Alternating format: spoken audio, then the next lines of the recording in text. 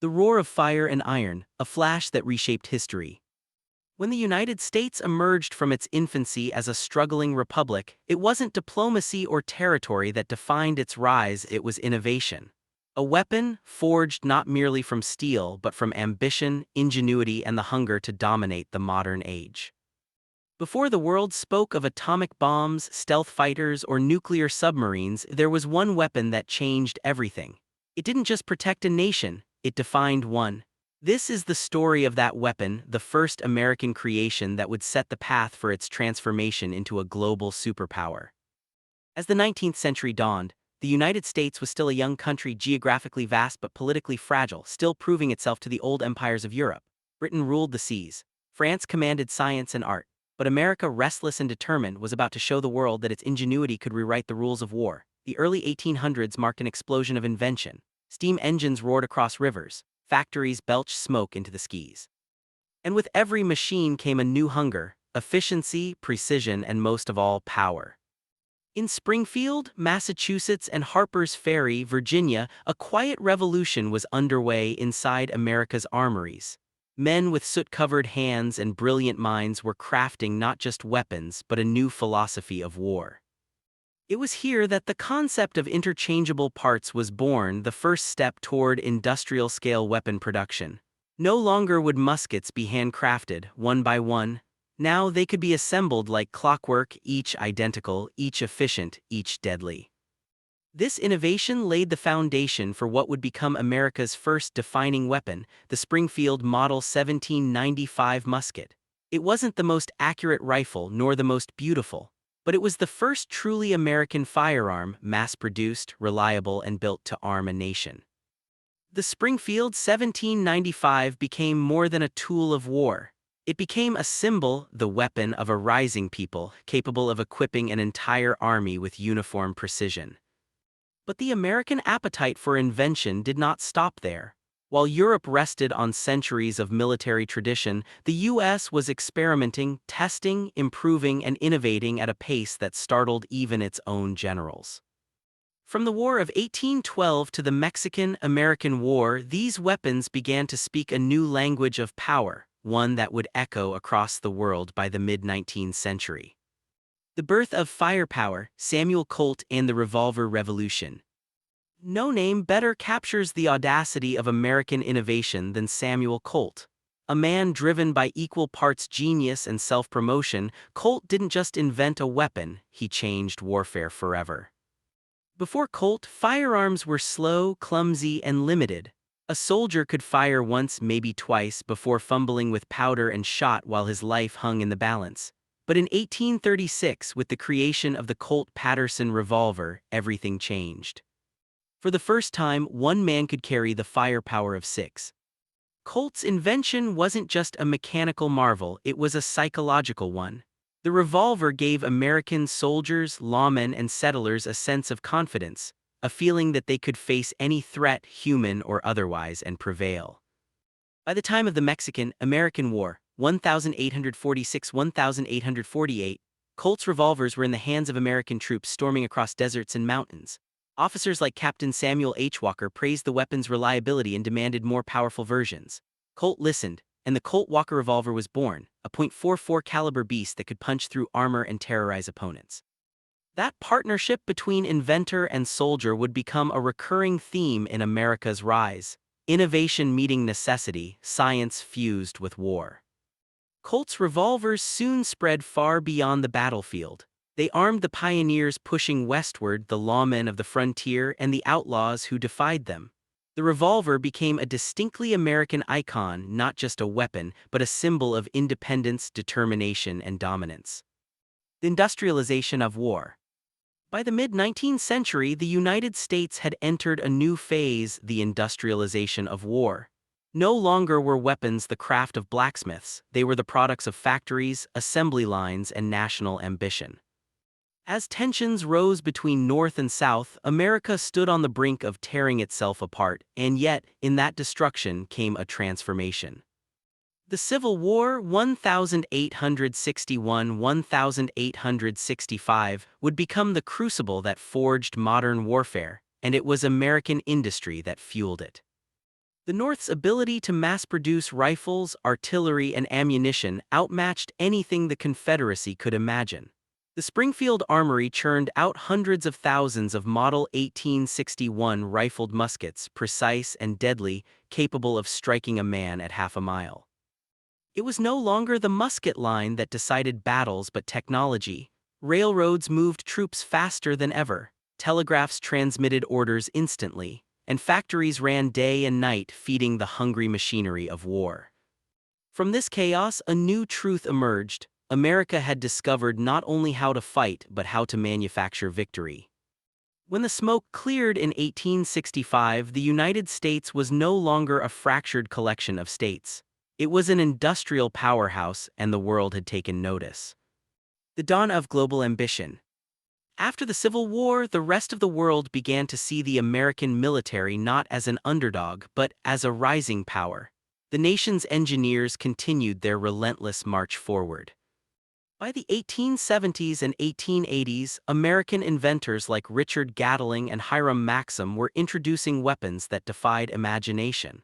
The Gatling gun, with its rotating barrels and rapid-fire mechanism, was the first true machine gun, and it was born in the United States.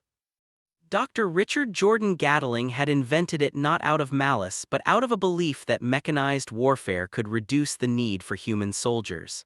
Ironically, his creation became one of the deadliest tools ever forged. When the Gatling gun was unleashed, it changed how nations fought and how they feared. Armies that once relied on bravery and numbers now faced the cold precision of mechanized death. And at the heart of it all stood the United States, the nation that had learned to turn industry into power, invention into empire. But this was only the beginning. What came next would not just elevate America, it would shake the very foundations of global warfare. A weapon so powerful, so revolutionary that it would ensure the U.S. would never again be underestimated. The late 19th century was an age of empires. Britain ruled the seas, France held vast colonies, and Germany was rising fast. But across the Atlantic, the United States was preparing to make its move. After decades of internal struggle and westward expansion, the country stood on the threshold of global relevance. It had railroads stretching coast to coast, cities booming with industry, and factories capable of producing more weapons than most European nations combined. And then came the Spanish-American War of 1898, a short, explosive conflict that marked America's arrival on the world stage. It was in this war that the next chapter of the nation's military power was written, not by numbers or manpower but by firepower. The birth of American artillery dominance. When the U.S. Navy steamed into Manila Bay on May 1, 1898, under Commodore George Dewey, the world witnessed a new kind of American warfare, organized, industrial, and mercilessly efficient. The guns of the USS Olympia roared with the thunder of precision engineering. American steel met Spanish armor and won. Every cannon, every shell, every component reflected decades of progress, from Springfield's muskets to the Gatling gun to the advanced naval artillery forged in American foundries.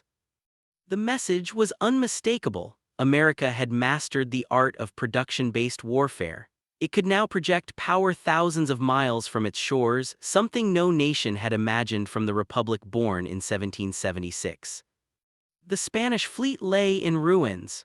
The United States had taken the Philippines, Puerto Rico, and Guam, and for the first time it possessed overseas territories, the foundation of a global presence. But with new power came new ambition and new fears. The turning point, inventors and industry. As the 20th century dawned, American inventors turned their attention to the next evolution of war. Among them were names that would echo across history: John Moses Browning, Hiram Maxim, and Thomas Edison. Browning, a soft-spoken genius from Utah, was about to change everything. He designed weapons that would define generations, from the M1911 pistol to the Barr Browning automatic rifle to the M2.50 caliber machine gun, the very weapons that would carry the U.S. through 2 world wars and beyond.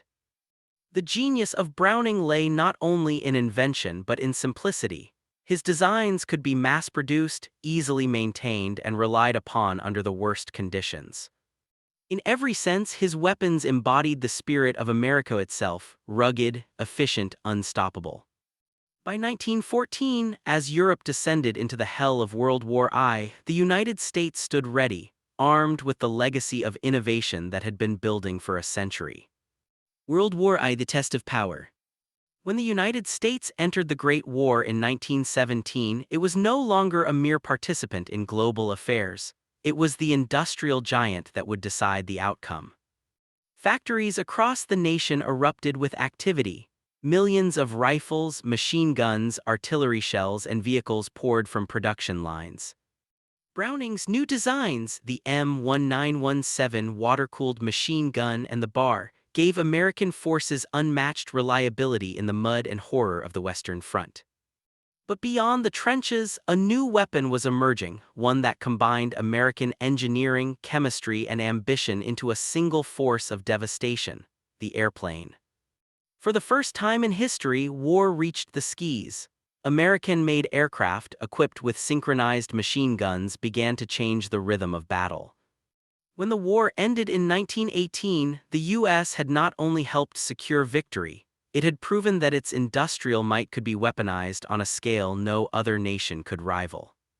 And from that moment, the world could no longer ignore the new power rising across the ocean. The interwar years, science and SHADOWS. The 1920s brought prosperity and the illusion of peace. But deep within laboratories, workshops, and military arsenals, America's weapon makers were already preparing for the next war.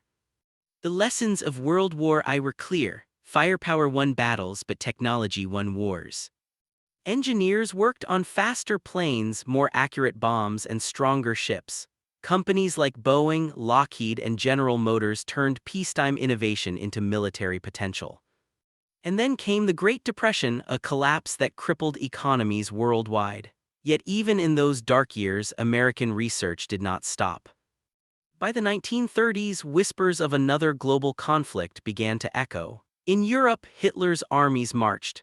In Asia, Japan expanded its empire, and once again the United States, though reluctant, began to arm itself. But this time, something extraordinary was happening behind the scenes. A weapon was being born that would redefine war itself. World War II, the FORGING of the superpower. When Japan struck Pearl Harbor on December 7, 1941, the sleeping giant awoke. Factories that once built cars now produced tanks, aircraft, and guns. Women took up tools in place of men sent to the front. The scale of American production was staggering: over 300,000 aircraft, 86,000 tanks, and millions of rifles were built in just a few years. Yet even as soldiers fought across Europe and the Pacific, a secret race was unfolding in the deserts of New Mexico, a race to create the ultimate weapon. In a secluded facility known only as Los Alamos, some of the greatest minds in science, Oppenheimer, Fermi, Teller, worked under the banner of the Manhattan Project. Their goal was terrifyingly simple: to unleash the energy trapped within the atom. And on July 16, 1945, in the Jornada del Muerto desert, humanity crossed a line it could never uncross. The first nuclear explosion lit the sky. The shockwave rolled across the sand, and the world entered the atomic age. The weapon was called Trinity. It was the first and last of its kind until it was. Less than a month later, the cities of Hiroshima and Nagasaki were obliterated by atomic fire. The war ended, and a new era began. The new order, the superpower, is born. When the smoke of World War II cleared, the map of power had been rewritten. Britain was exhausted, France was broken, Germany and Japan lay in ruins. Only two nations stood tall: the United States and the Soviet Union. But it was the United States that held the weapon that could end civilization. The atomic bomb, the culmination of every innovation, every invention, every step from the musket to the machine gun, had made America the first true superpower. It was no longer just a nation of factories and ideas. It was the architect of a new world order.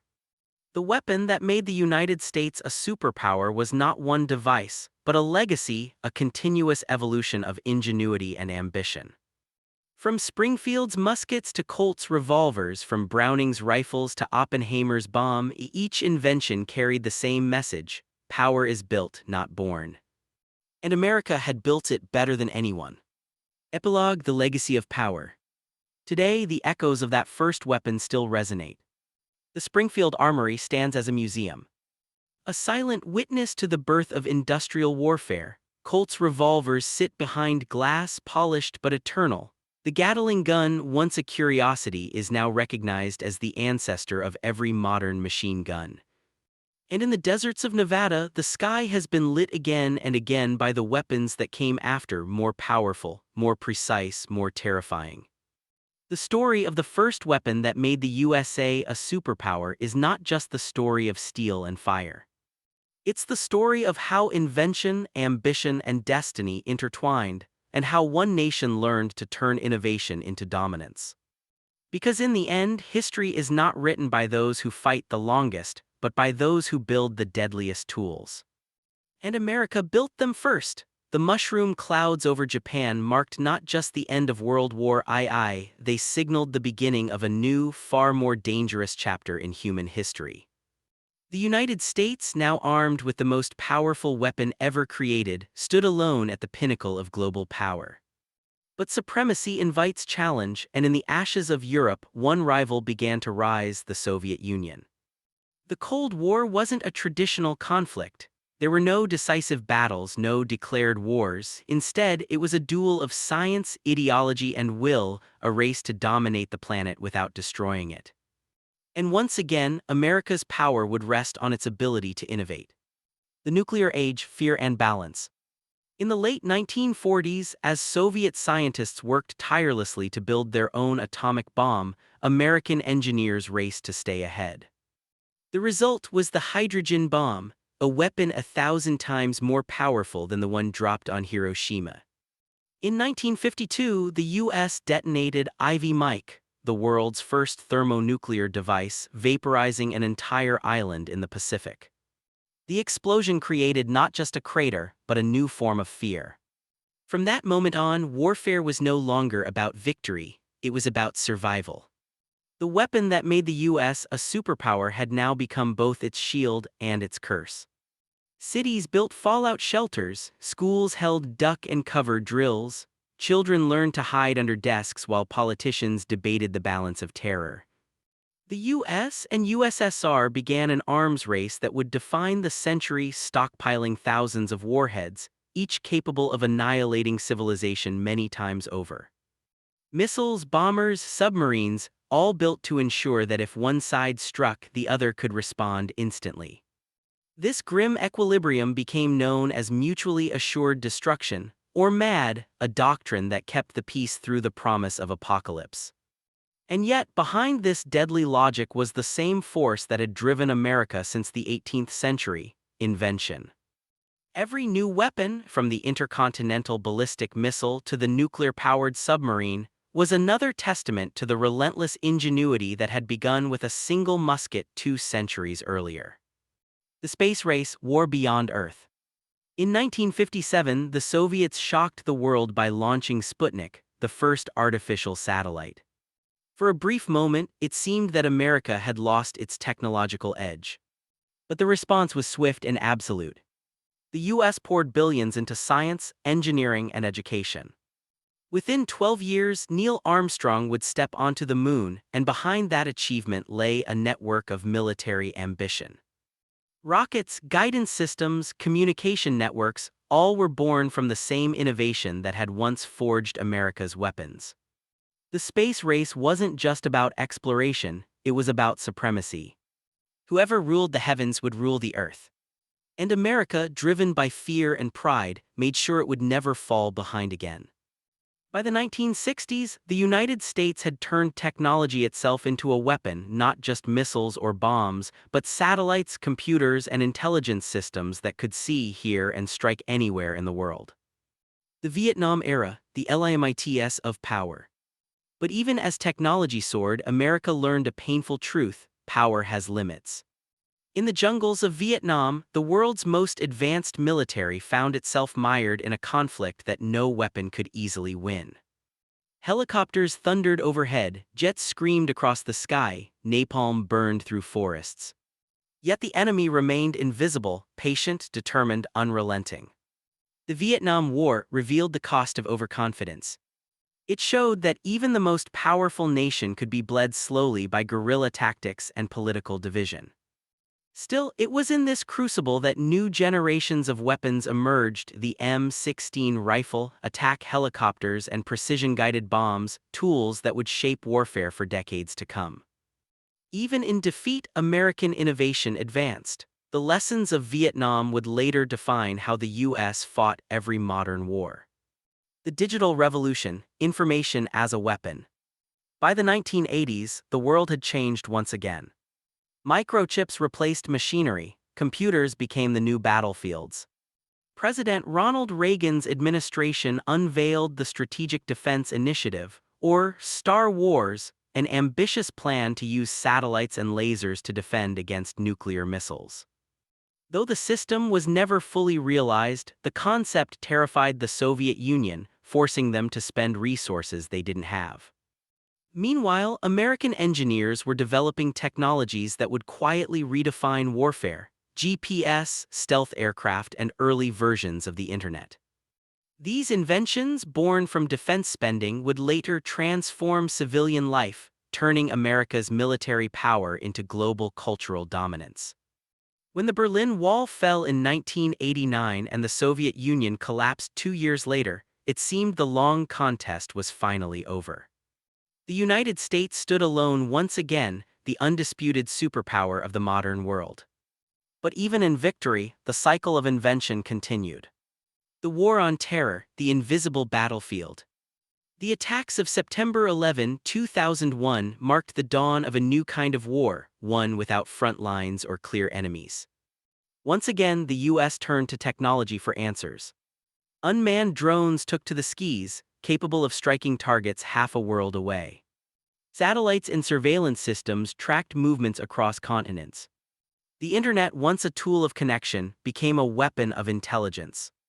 In Afghanistan and Iraq, American soldiers fought with digital precision: laser-guided bombs, night vision goggles, and drones hovering silently above the battlefield.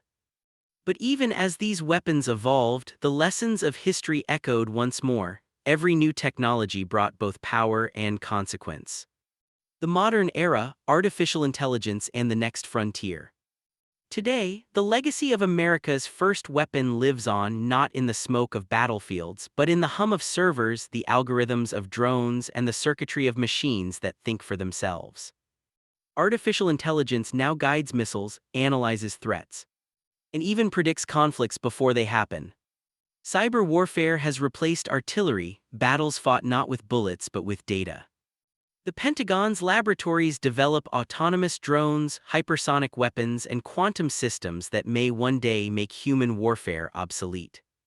And yet, the same question remains, the question that began in a small armory in Springfield centuries ago. What happens when the pursuit of power outpaces our control of it? The weapon that made the United States a superpower was not just steel or uranium, it was innovation itself. A force that cannot be stopped, only directed. Closing narration. From the musket to the machine gun, from the atom to the algorithm, the story of America's rise is the story of invention turned into influence. Every breakthrough carried a promise and a price. The weapon that made the USA a superpower was never a single creation. It was the unbroken chain of discovery that began in the hands of blacksmiths and ended in the silence of space. And as long as that drive endures, as long as the nation continues to build, innovate, and imagine, the world will forever live in the shadow of that first spark. The moment when America forged power from ingenuity and never looked back. The story of America's rise through weaponry doesn't end with bombs or bullets, it evolves, reshaping itself with each new generation. The next frontier is no longer about conquering land or sea, it's about dominating domains that cannot be seen. In the 21st century, the battlefield has become invisible. a web of information, code, and data pulsing through the world's digital veins. Cyberwarfare is now the silent struggle between nations. There are no explosions, no soldiers, no smoke, yet the stakes are higher than ever. Power grids can be shut down, economies can be crippled, satellites can be blinded, entire nations can be silenced, all through a few lines of code. And at the center of this silent storm stands the United States, wielding not rifles or missiles, but the might of artificial intelligence, quantum computing, and space-based defense systems. The new armor, information and intelligence. In the old wars, spies hid in shadows. Today, intelligence hides in plain sight. Every message, every digital footprint, every signal intercepted is a weapon or a warning. The modern arsenal is made of algorithms, systems that can predict conflict before it erupts. American defense networks now track threats across oceans in seconds. Satellites orbit in constant vigilance, scanning for missile launches or troop movements. AI-driven platforms analyze millions of variables, identifying patterns invisible to human eyes. Where once generals commanded armies of men, now analysts command armies of machines. In this world, information is ammunition. And whoever controls the flow of information controls the world. The edge of space, the final frontier of war. Beyond the atmosphere, a new theater of power unfolds. Satellites that once served as communication tools are now strategic assets, guiding missiles, tracking adversaries, and mapping every inch of Earth. The U.S. Space Force, established in 2019, represents not a novelty but an inevitability, the next phase in the evolution of American defense. Because the skies above are no longer empty. China, Russia, and other powers race to deploy anti-satellite weapons, testing lasers and missiles capable of striking orbital targets. Space, once a domain of exploration, is now one of confrontation. And yet, for the United States, the pattern remains the same: adapt, innovate, dominate. From the Springfield musket to the nuclear bomb, from stealth jets to orbital weapons, each era's invention has pushed the boundary of what it means to hold power. Now that boundary lies among the stars. The moral crossroads. But with every advance comes a question older than war itself: just because we can build it, should we? The weapons of the future are not just destructive, they are intelligent, autonomous, and self-learning. Drones that can decide when to fire, missiles that adjust their own flight paths, defense systems that can think faster than any human mind. Power once guided by human judgment is slowly being handed to machines. It is the same pattern that began 2 centuries ago in Springfield: invention outpacing restraint. But now the stakes are cosmic. For the first time, humanity has created tools capable of erasing not just armies but entire civilizations without a single soldier pulling a trigger. And so, the United States, the nation that first forged power from invention, faces a paradox. Can it remain the guardian of peace when its strength itself threatens to overwhelm it? The continuing legacy. From the iron workshops of the 18th century to the laboratories of Los Alamos. From the forges of Colt and Browning to the clean rooms of Silicon Valley. Every chapter of America's military story tells the same truth: power follows progress. But progress is no longer measured in steel or smoke. It's measured in speed, precision, and data, in how quickly a nation can think, create, and adapt. Today, the weapons that define superpowers are invisible.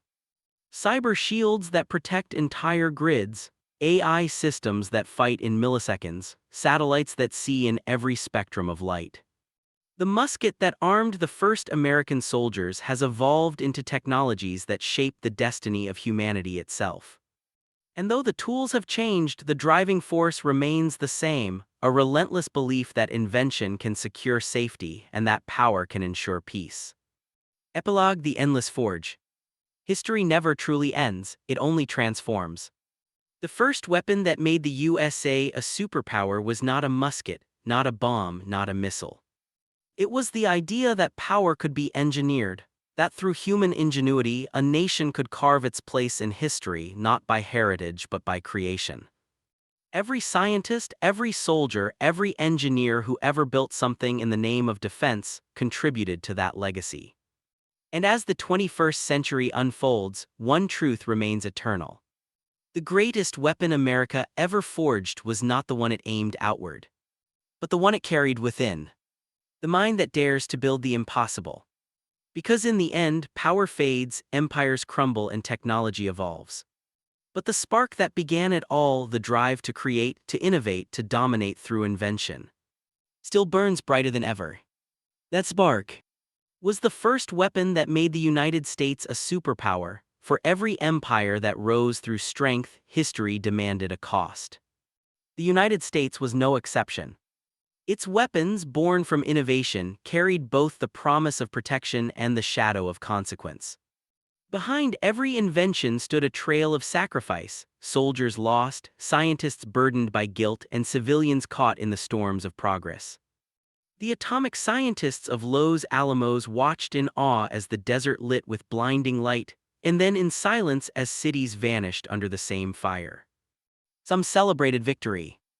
Others, like J. Robert Oppenheimer, looked upon their creation and whispered, "Now I am become death, the destroyer of worlds." That haunting truth became the moral scar of American power, that the same brilliance that could illuminate the world could also end it. The cycle of fear and innovation.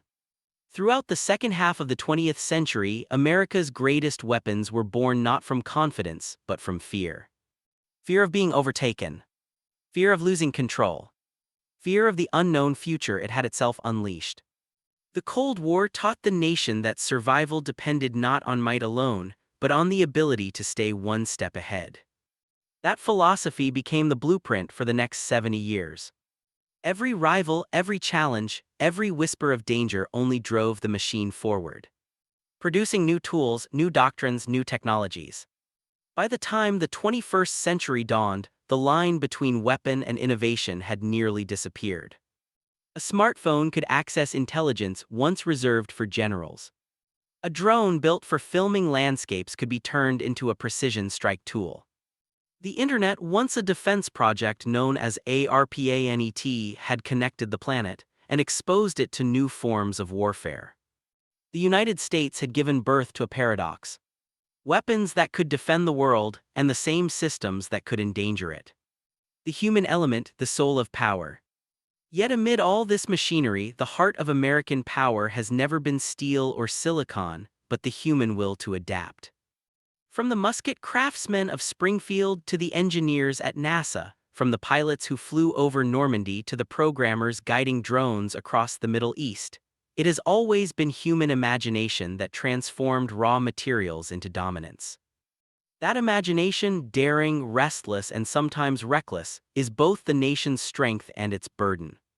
For every triumph there is a question. For every invention a reckoning. And in every laboratory a whisper, what comes next? Now, as the 22nd century approaches, the definition of a weapon continues to evolve. The United States stands at the edge of discoveries that even science fiction once feared to dream. Hypersonic weapons that can cross continents in minutes. Quantum computers that can break any code. Bioengineered defenses that can alter life itself. AI-controlled fleets that can wage war without a single human command. The new battlefield is not terrain, it's time. Victory belongs to the nation that can think, act, and adapt faster than any other. And the question that once began in Springfield Armory 2 centuries ago, how do we build the perfect weapon, now echoes in data centers and defense labs. Except the stakes are no longer national. They're planetary. In the long arc of history, weapons have always shaped the fate of nations. But in America's story, weapons became more than tools, they became symbols. Symbols of progress. Symbols of fear. Symbols of a dream both noble and dangerous, that through invention mankind could master its own destiny. The United States did not become a superpower merely because it had the biggest arsenal. It became one because it learned how to turn ideas into influence. How to make knowledge itself a weapon. From black powder to nuclear fission, from mechanical triggers to digital code, every era left its mark. Every invention whispered the same promise. That through mastery of the material world, safety and supremacy could coexist. But perhaps the greatest lesson is this: power is never permanent. Every weapon eventually meets its equal. Every age of dominance ends with a question mark, not an exclamation point. Epilogue: the forge continues. And so the forge burns on.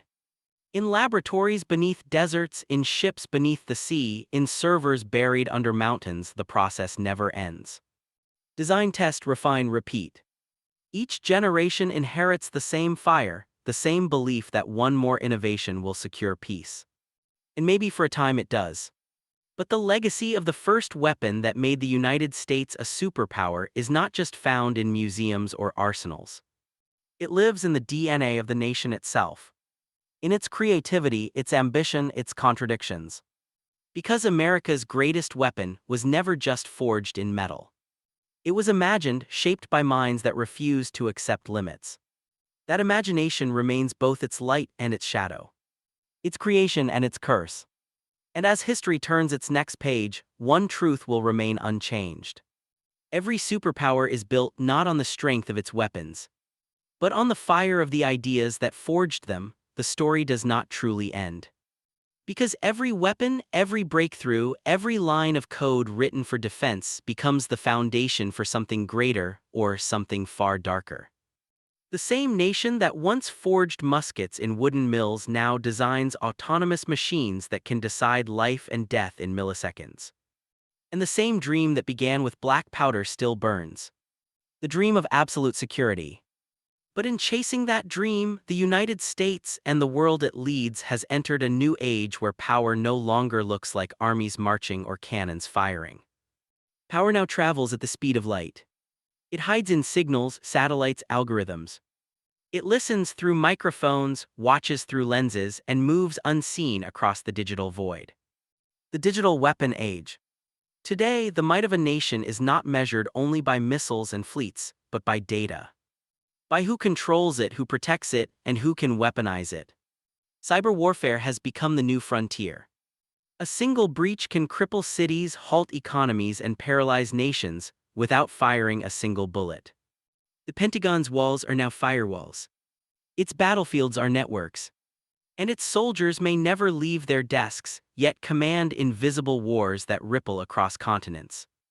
In this new world, the first weapon that made America a superpower, the musket, the symbol of physical might, has evolved into something intangible. The trigger has become a keystroke. The battlefield, the mind. The ghosts of inventors. If those early gunsmiths of Springfield could see what their creation became, they might not recognize the country their forge helped build. They would see machines flying without pilots, ships without crews, and bombs guided not by men but by lines of code. They would see power so vast it can end the world in an instant, and power so subtle it can shape hearts and minds through the screens in our hands. And yet they would also see something familiar. The same ingenuity. The same hunger to defend. The same fear of being overtaken. The same belief that the next invention would bring peace. History's cruel symmetry remains. Every leap forward in defense births a new era of danger. The hands that hold the fire. Through every age, from the first rifleman to the drone operator, one question never changes. Who controls the weapon and who controls them? America's power has always depended on this balance. Democracy, restraint, and moral law, standing in fragile harmony with machinery capable of unimaginable destruction. When that balance falters, power consumes itself. When it holds, power can protect. The men and women who bear these responsibilities, soldiers, scientists, leaders, walk a line drawn in fire. Each invention demands a conscience equal to its strength. Each weapon asks a question of its maker: can you wield me without becoming me? The new Prometheus. America has become a modern Prometheus, the bringer of fire to the world. It gave humanity the tools to reshape existence, to defend freedom, to explore beyond Earth itself. But Prometheus, too, paid for his gift. For every victory, there is vigilance. For every innovation, a shadow.